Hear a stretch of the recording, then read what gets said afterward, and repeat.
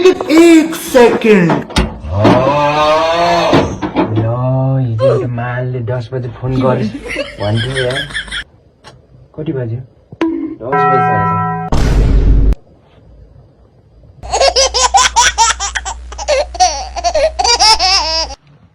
hello hello को बोलेको भाइले चिनेन नि मैले म वायरिङ गर्ने मान्छे दाइ भाउजूले हिजो